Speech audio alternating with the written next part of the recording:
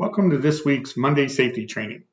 With the weather heating up, this week's safety topic is heat-related illness avoidance. Heat stress, also known as heat exhaustion, and heat stroke are both issues for our projects. While heat stress left untreated can become heat stroke, these are two different illnesses. The training is designed to teach the various symptoms and the necessary response to heat stress and heat stroke. Heat stress is a problem where an overheated worker needs attention quickly.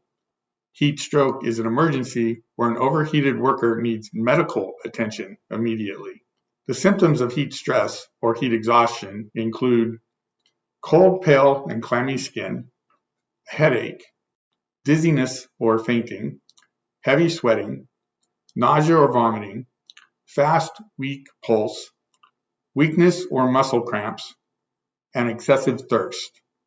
The symptoms for heat stroke include no sweating or hot, dry skin, confusion or delirium, body temperature above 104 degrees Fahrenheit, a headache, the worker may lose consciousness, hot, red skin, nausea or vomiting, rapid heart rate.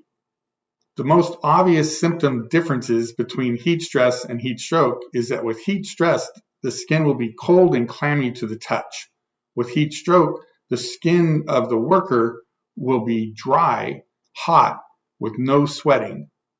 It is important to understand which of the symptoms above a worker suffering from heat illness is experiencing, as a response to each are significantly different. What to do about heat stress? Hydrate with water or non-caffeinated sports drinks, no caffeine and no alcohol. Move to a cooler place, air-conditioned place if possible. That may be a car with the AC running. Remove tight-fitting clothing or extra layers of clothing. Lie down. If fully conscious, sip water. Take a cool shower or use cold compresses. Place cold compresses on the neck, under the arms, or at the groin area. If vomiting occurs, seek medical attention. Act quickly. Untreated heat exhaustion can progress to heat stroke. What to do about heat stroke? Call 911. This is a medical emergency. Move the person to a cooler place. Remove outer clothing if possible. Use cold compresses, ice, or reusable ice pack wrapped in thin cloth to reduce body temperature. Place cold compresses against the neck, under the arms, and in the groin area first, then apply to the rest of the body as supply of cold compresses allow. Do not give fluids. When you call 911, if available, use a landline rather than a cell phone. Cell phone calls go to a central control. Your call may need to be transferred. Landlines go directly to the closest 911 operator. Cell calls needing the cellular 911 operator to transfer a phone call can add 5 to 10 minutes to the emergency response time. However, if a cell phone is what you have access to and there's no other landline to use the cell phone. Know where you are, both address and closest cross street. This helps emergency responders find you faster. If calling on a cell phone, they will not know the address from which you are calling, like they would if you used a landline. Describe the situation in short, clear statements and be ready to be interrupted by the 911 operator. Stay calm, listen to the operator, do what the operator asks. Stay on the line until emergency responders arrive on site.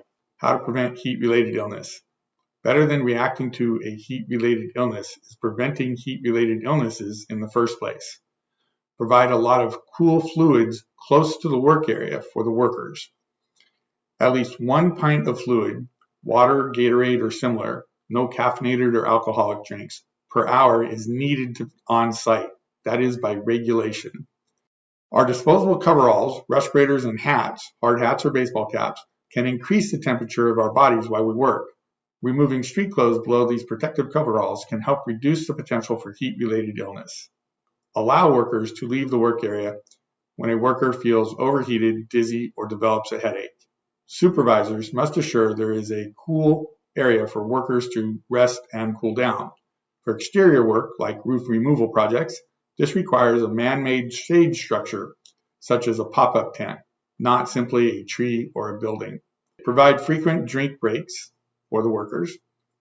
Gradually increasing workloads to allow frequent breaks for workers new to the heat or those who have been away from work to adapt to the working in the heat again.